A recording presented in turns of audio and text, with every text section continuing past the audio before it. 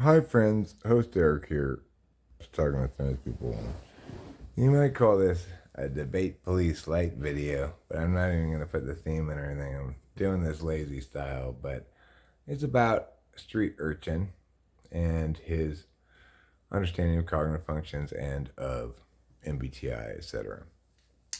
So, uh, first of all, let me just say on the Type Police thing, having watched some of his video here called MBTI Why They Get It Wrong, I find his reasoning, affect, approach towards ideas, etc., entirely consistent with the ENTP. I have no reason to doubt he is one. I believe him to be one.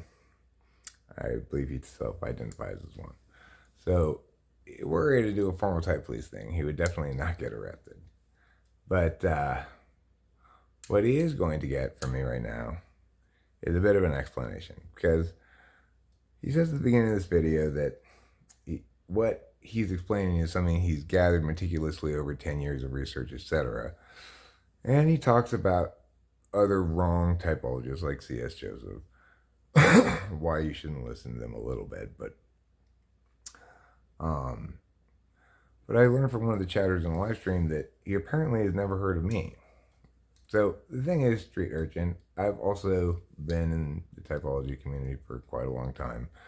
Been YouTubing regularly for about 10 to 12 years, and began researching cognitive function stuff around the time when I started YouTubing.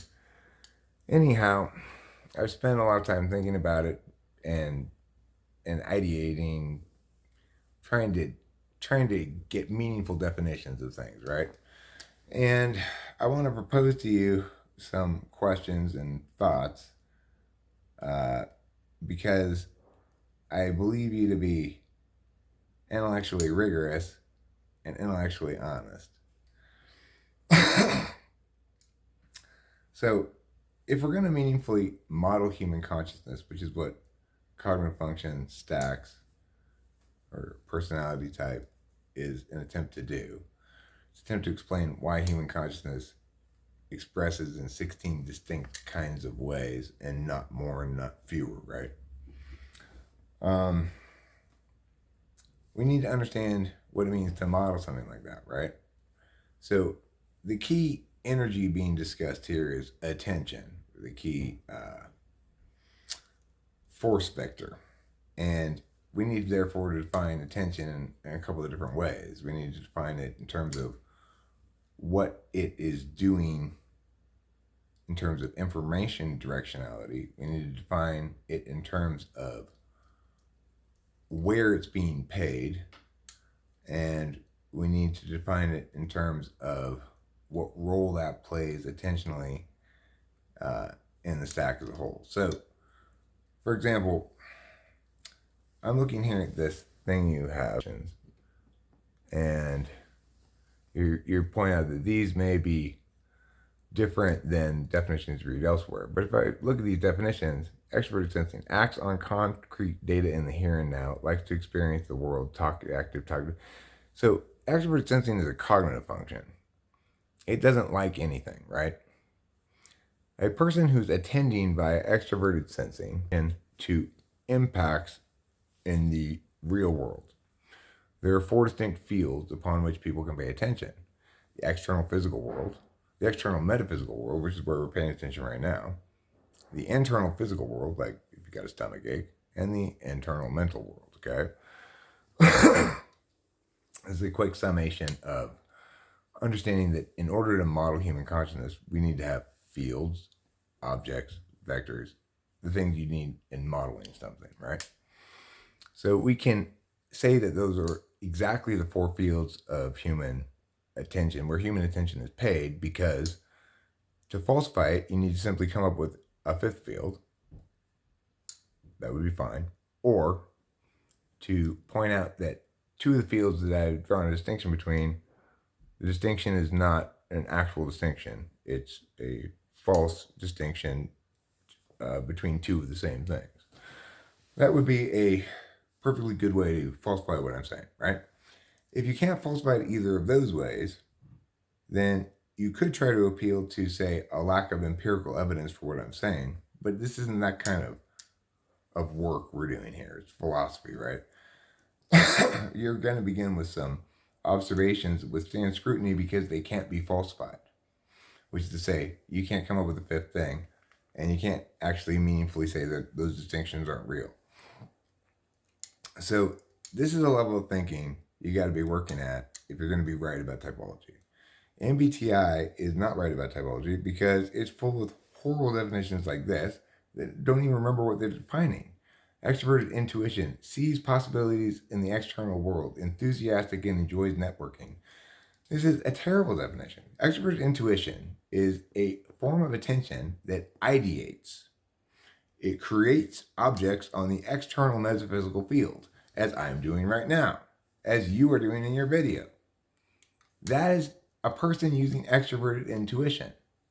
Extroverted intuition draws places in,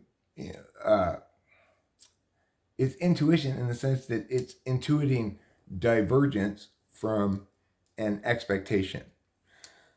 How it expresses depends on which slot it's in. So if I'm a dominant extroverted intuitor, fine. Now, granted, the thing here, it limits it to one or two, but those two things play out very differently because which slot it is, it lines up with values, okay? The thing is, I know I've not done enough here in this short video to convince you to abandon MBTI and listen to me. But I do have a number of more extensive videos, hopefully none of them too long, that go into more detail about the specifics of how to model this thing. The point is, if you aren't addressing it first and foremost with core operationalized definitions, like attention is this, it's measured in time.